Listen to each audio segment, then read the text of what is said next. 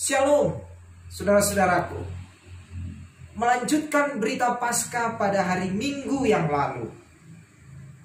Bacaan wasiat hari ini juga terambil dari Injil Matius pasal 28 ayat 1 sampai 10. Dikutip pernyataan seorang teolog bernama Rudolf Otto yang mengatakan bahwa dalam persekutuan kita dengan Tuhan, kita akan mengalami dua hal, yaitu yang menggetarkan hati, tremendum, dan yang memesonakan hati, fascinating. Dua hal ini harus ada dalam persekutuan kita dengan Tuhan. Mengapa kedua hal ini harus ada? Karena memang dalam hubungan dengan Tuhan, kita merasakan betapa Tuhan itu maha hebat, maha dahsyat, sehingga hati kita bergetar.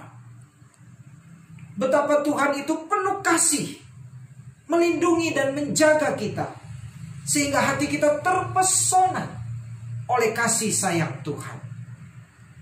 Pertanyaannya adalah, adakah hari ini kita masih merasakan dua hal ini? Mestinya ya. Ketika kita bangun pada pagi hari, kita merasakan betapa Tuhan telah mempesona hati kita. Karena Tuhan telah melindungi dan menjaga kita. Memang kita adalah anak-anaknya. Tetapi kalau kita mau jujur pada diri kita sendiri, sebagai anak Tuhan, apakah kita hidup taat dan setia? Sehingga kita berhak menuntut perlindungan dan kasih sayang Tuhan? Tentu, sebagai anak, kita belum hidup seperti yang Ia kehendaki. Tetapi Tuhan menjaga dan melindungi kita. Itulah yang membuat hati kita terpesona. Kedua, hati kita bergetar. Kenapa? Karena kita merasakan betapa hebatnya Tuhan. Kita ini manusia yang rapuh. Kalau Tuhan tidak menjaga dan melindungi kita, kita ini bakal jadi apa? Menghadapi pandemi virus COVID-19 saja, kita tidak berdaya.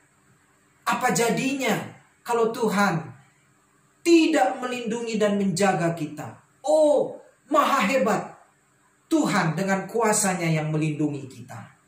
Nah, saudaraku, mari saya mengajak kita untuk senantiasa semakin dekat pada Tuhan, merasakan dua hal ini, yaitu yang menggetarkan hati dan yang mempesonakan hati kita dalam hubungan kita dengan Tuhan. Percayalah, dua hal ini membuat kita semakin kuat di dalam Tuhan, semakin berserah pada Tuhan.